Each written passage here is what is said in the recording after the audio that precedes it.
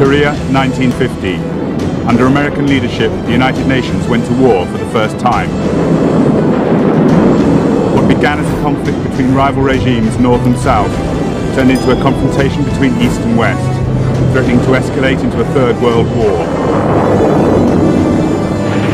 The Allied forces became embroiled in a war unlike any they'd known. Yet for the Americans, it served as a military rehearsal for one they would come to know only too well in Vietnam.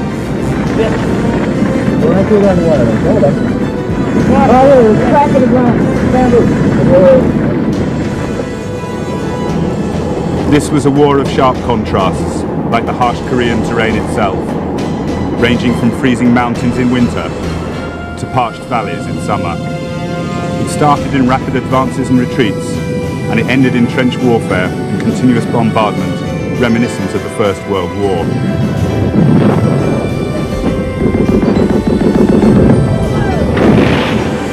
The UN forces relied on superior weaponry to limit their losses, pounding the lightly armed communist soldiers who sacrificed thousands, attacking in human waves.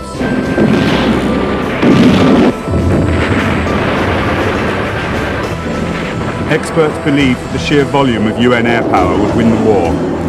The latest jets added their weight to the range of Second World War planes, using rockets, bombs and napalm in support of their ground forces.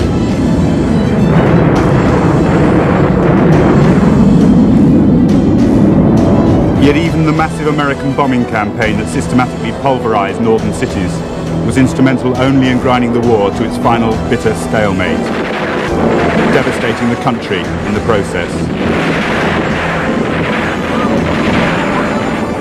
It was a war which nobody won, but the losers could be seen everywhere. A sea of refugees constantly set adrift by the changing tide of battle. 3 million Korean civilians are estimated to have died in 3 years of war.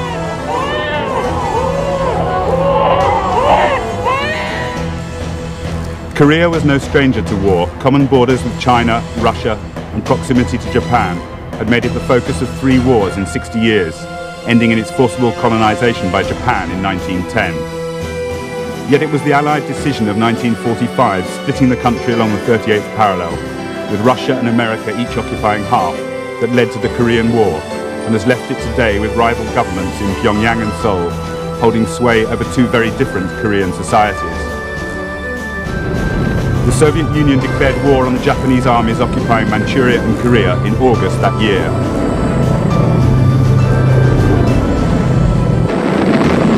In a swift campaign, they crushed Japanese dreams of an alternative empire. The surrender of their colonial masters brought fresh hope of independence for Koreans. And they greeted the Russians as liberators as they marched south, opening the whole country to them. The Russians halted at an arbitrary line on the map in response to a last-minute American proposal, even though the first Americans didn't arrive in Korea until the end of September. Initial encounters between the 2 armies at the 38th parallel were friendly, but the chill of the Cold War soon reached Korea. When a UN commission was set up to oversee reunification in 1948, the Russians refused to acknowledge its power in the north. Elections went ahead in the south alone, resulting in a government recognized by the United Nations. Its president was Syngman Rhee, a Korean nationalist who opposed the Japanese occupation and spent years in exile in the United States. He declared the new Republic of Korea from Seoul. In Pyongyang, the Russians backed Kim Il-sung, a communist guerrilla leader who'd made his name fighting the Japanese. He proclaimed the Democratic People's Republic of Korea the same year. Both governments enlisted armies to support their claim to the whole country. When the Russians withdrew in 1948, they left Kim Il-sung with a well-trained force. American advisors stayed on to train the Southern Army when their own troops pulled out the following year. Sporadic fighting between the 2 regimes turned into pitched battle on the 25th of June 1950. Both sides claimed the other attacked first, but within hours the northern forces, spearheaded by their 230 Russian tanks, had broken through into southern territory.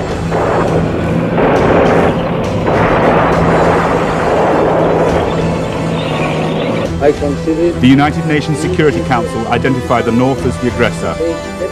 The absence of the Russian delegate boycotting in support of Communist China's claim to a seat left the Americans a clear field, and a second meeting called for military support for the South. Leadership of the UN forces was given to the commander of the American Army of Occupation in Japan, a man who had already become a legend, War, who were joined by 300,000 American troops. Although 15 other countries sent military forces, their combined contribution of around 44,000 was dwarfed by the massive American military presence. Opposing them were 135,000 North Korean soldiers. When China entered the war in October 1950, it added 250,000 men to that total, a figure that grew markedly as the war progressed. By the 28th of June, the North's T-34 tanks had led them into Seoul itself, having swept through the Ujeongbu Valley with ease. The Southern forces had melted before them, and now their ranks were swollen by local guerrillas. In their haste, the Southern Army had blown the bridge across the Han River too soon, trapping some of their own forces, as well as thousands of refugees. The result was a massacre.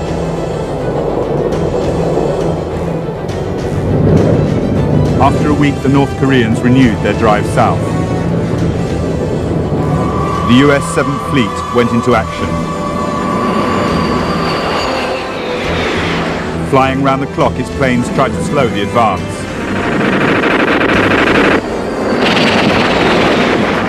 The few northern planes were swept from the skies in the first weeks, giving the UN planes a free rein from then on.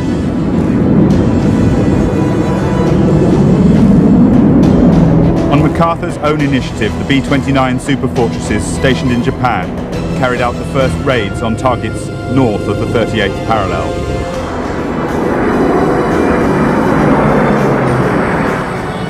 Yet what slowed the northern advance most was the constant stream of refugees choking the road south. Into this chaos came the first US troops, 400 infantrymen known as Task Force Smith. Their orders were to join South Korean soldiers awaiting the northern advance. They took position on the 4th of July. Next morning, a column of T-34 tanks backed by infantry drove at them. With no sign of the promised South Korean support, they attempted to halt the northern columns alone.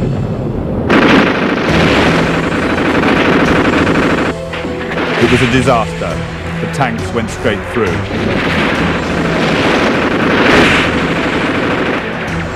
Their outdated bazookas simply bounced off the armour, and their artillery had the wrong ammunition. For many, the fighting was over, but the suffering had just begun. Their fate was soon shared by other Americans, thrust too hastily into the line. In the following weeks, the South Korean and US forces suffered a string of defeats, falling back to the southeast around the main supply port of Busan. In danger of being driven out of Korea altogether, the UN command built a defensive line along the Nakdong River. General Walton Walker deployed the US 8th Army along its eastern bank. With the bridges blown, this offered some protection along part of the 130-mile perimeter he'd drawn around Busan. Troops and equipment from all over the world poured into the port. Though it didn't seem like it, the UN forces actually outnumbered the North Koreans by the middle of August. For 6 weeks, the UN conducted a stubborn defence of the perimeter. Fighting from prepared positions with artillery support and air cover, they acquitted themselves better than they had in the opening weeks. But the North Koreans showed no signs of flagging.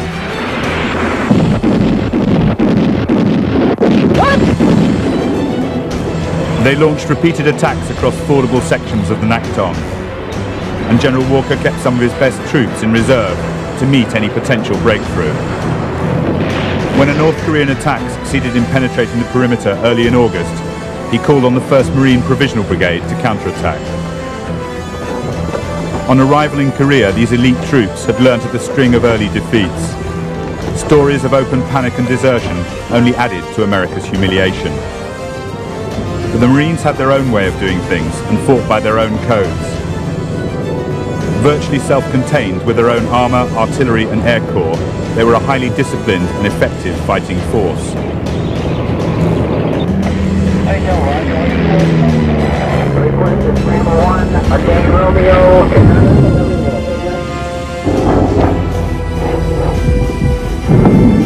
Many who fought with them in Korea were critical of their habit of attacking head-on, no matter what opposition they faced, regarding it as brave but reckless.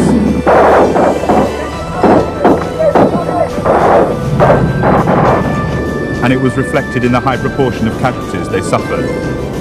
As one witness commented, they went up in columns of companies and they came back in platoons of stretchers.